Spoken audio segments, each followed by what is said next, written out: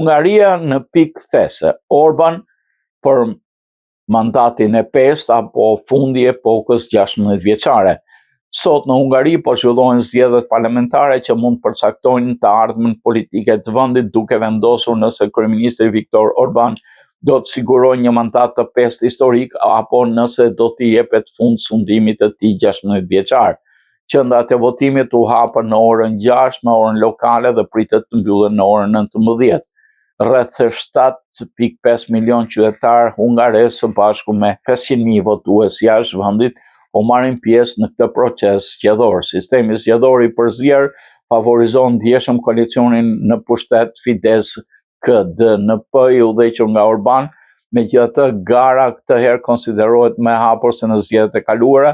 Sfiduesi kryesor është Peter Magyar, i cili ka ndërtuar lëvizjen e tij Tisa Party dhe po kërkon të sfidojë dominimin e gjatë Orbanit, duke fituar mbështetje të gjerë sidomos përmes një fushate të fokusuar në qytetet e vogla dhe në zonat rurale.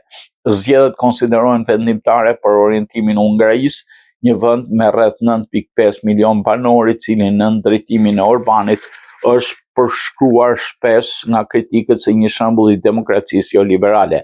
Në politikën e jashtme, Orban ka mbajtur qëndrime të afërta me Putinin dhe ka qenë shpesh kritik ndaj politikave të Bashkimit Evropian, veçanërisht për sanksionet ndaj Rusisë pas luftës në Ukrainë. Ndërkohë gara po ndigjet nga afër edhe ndërkombëtarisht, me vëmendje të veçantë nga Shtetet e Bashkuara, ku figura politike si Donald Trump dhe J.D. Vance kanë shprehur mbështetje politike për Orbanin.